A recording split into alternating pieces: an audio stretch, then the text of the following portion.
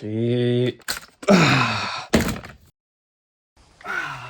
Bon, j'ai non pas un quad, non pas deux quad, non pas trois quad. Si, j'en ai que trois, c'est déjà bien.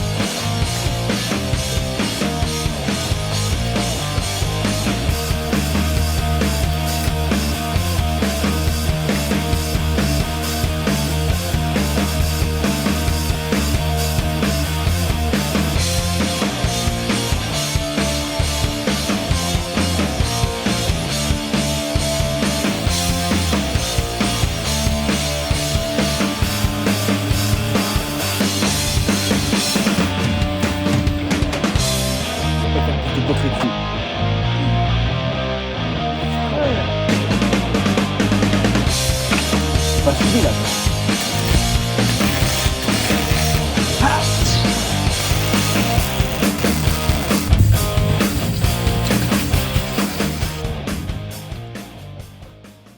On change pas une équipe qui gagne. À part pour une équipe qui gagne plus.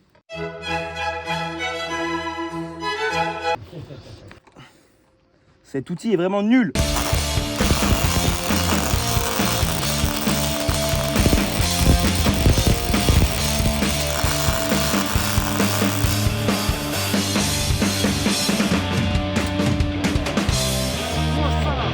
se suit pas, c'est pas le même matériau. Ça me saoule.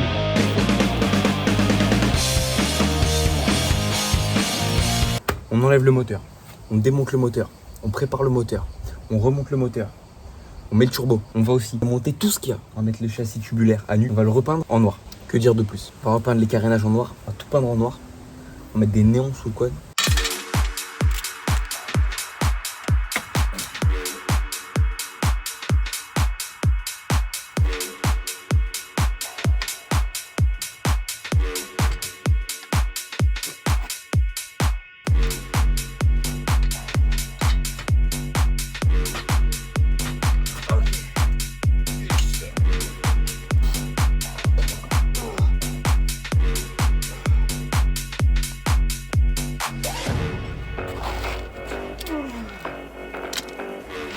Donc là on a la sortie de boîte avec le cardan qui rentre dans le différentiel direct là-bas.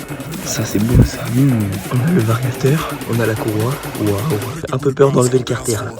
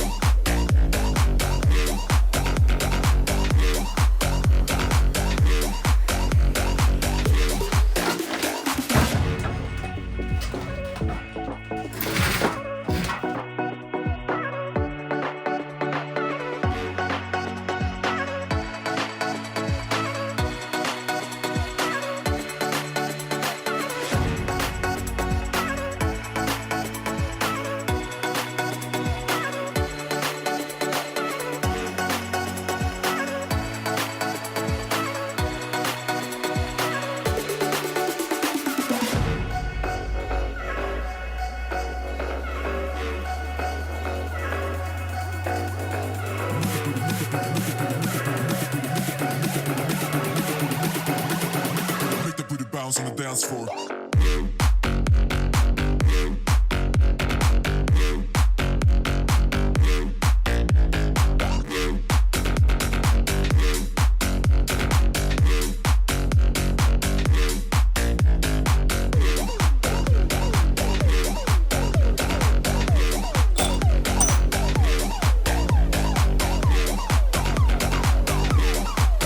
merde.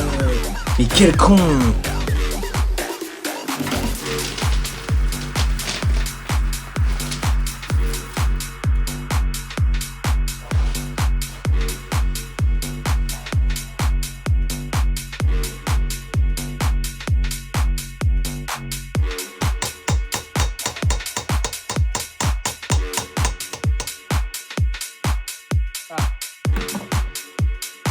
Oh, c'est bon, dégrité. Dégrité. À ne pas reproduire chez soi. L'abus de WD-40 est nocif pour la santé.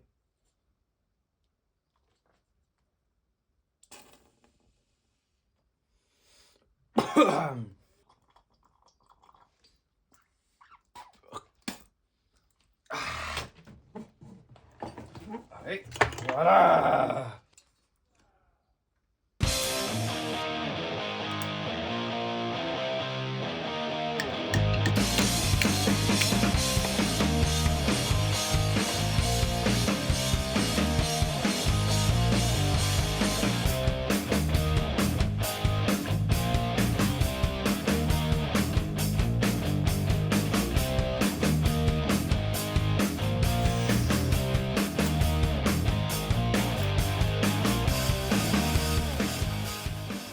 Del Paso, ça devrait être un peu mieux.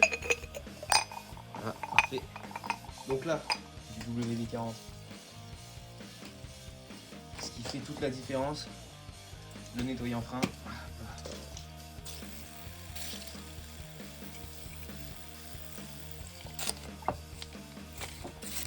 C'est beau ça. Les segments. On ferme et on remet pas dans le placard parce que sinon la daronne elle va faire des faritas un peu épicées. Typo de bonne maman.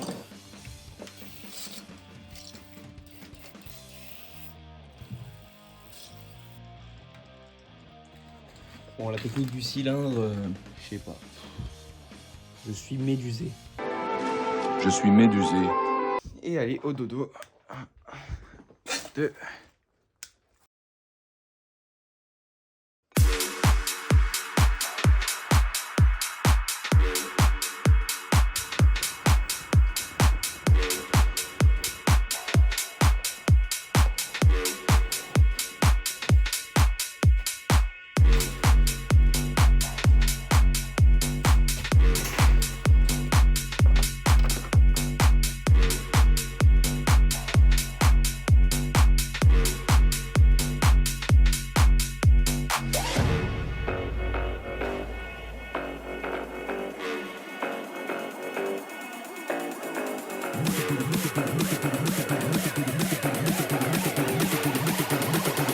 Make the booty bounce on the dance floor.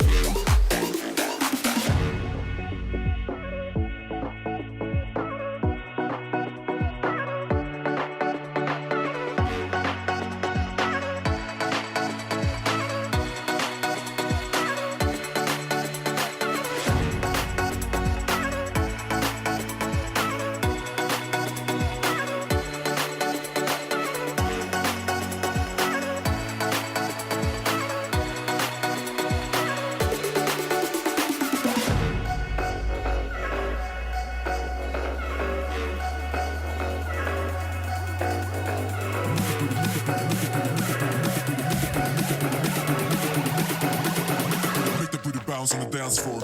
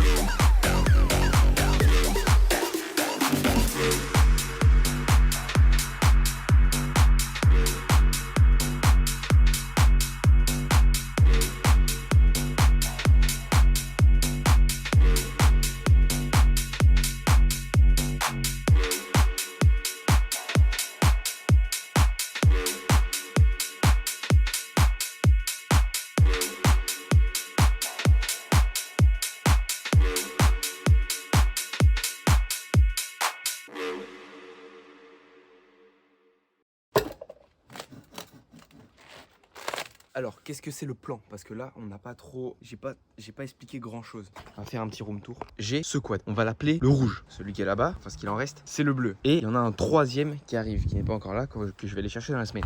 Ce quad a passé quelques années avec la selle mal remise. Donc plein d'eau. L'eau qui s'est infiltrée dans la boîte à air, dans le carbu. La soupape d'admission qui par malheur était ouverte quand on a quand on a coupé le contact pour la dernière fois. Tout était oxydé. C'était ce que j'ai fait dans la toute première vidéo. De toute façon, il n'y en a qu'une sur la chaîne de vidéos. Ce que j'ai fait au début de la vidéo, c'est-à-dire la restauration, le rerodage des soupapes, le nettoyage, etc. etc. Ça, c'est le premier, c'est le rouge. Celui que j'ai restauré, refait démarrer, turbalisé avec mon pote, la toute première vidéo. Voilà. Bon, premier problème, il y a un goujon, un des 4 goujons qui tient du coup le cylindre, la culasse et les culbuteurs. Ça prend tout en sandwich. Donc un des 4 goujons qui a, là où le goujon vient se visser, dans le bloc qui est complètement mort. Mais c'est-à-dire que c'est même pas, ça, c'est un peu foiré ou quoi, c'est vraiment, on peut se balader dedans, on a un ajustement, on dirait du H6 G7. Donc c'est pas acceptable, ça dégage. C'est pour ça que je suis allé acheter ce deuxième quad pour pièce, 150 balles sur le bon coin, on pouvait faire difficilement mieux. Étant donné que le mec de l'annonce en avait 2, j'ai dit banco, on prend les 2 pour le même prix. Donc on se retrouve avec 2 quads, pour l'instant on en a un et l'autre on va aller le chercher avec la remorque, mais c'est à une 50aine de kilomètres de là où j'habite. Qu'est-ce que c'est le plan avec les 3? Parce qu'on était censé en avoir un de base. Donc lui, c'est simple, j'ai la carte grise et il a un numéro de châssis, vu qu'on va pas commencer à inverser les plaques d'immatriculation, parce que nous on est des gens qui restons dans la légalité. Je vais le remettre 100% d'origine. Donc là, j'ai commencé à faire tous les mélanges là entre moteurs. Ça c'est le bloc d'origine du rouge, ça c'est le bloc d'origine du bleu, ça c'est cylindre, culasse, culbuteur du rouge, sauf l'arbre à cam qui vient du bleu, et du coup bah, les goujons c'est celui du bleu aussi, vu que là les 4 goujons peuvent se visser. Il y en avait un qui se vissait pas tout en bas là, dans le bloc. Là normalement c'est clair. Donc celui-là je le mets bien. En plus le kick il est bon sur celui-là, parce que moi sur mon bloc j'ai soudé une pièce avec un écrou pour le démarrer, vu qu'on n'avait plus de démarreur. Donc là on aura le kick et tout. Donc lui je le refiabilise et tout, fin de vidéo il est prêt, il tourne dans celui-là. Lui il est d'origine monsieur l'agent. Ok, une fois que c'est terminé, on met sur le côté, ça me fait un truc avec lequel je peux rouler. Donc ça ce sera les prochaines vidéos. Le suivant, mon objectif premier, c'est que je veux le swap. Je vais mettre un moteur qui n'a rien à voir. Sauf que on a la chance d'avoir... Alors c'était de l'ironie, mais en fait si, on a vraiment la chance parce que c'est un cardan, donc c'est mieux. Étant donné qu'on a une transmission par cardan, on a une sortie longitudinale, pour relier une transmission comme ça va pas. Tous les moteurs, la plupart des moteurs, c'est des moteurs transmission par chaîne, donc c'est une transmission comme ça sur le côté là. Comment faire?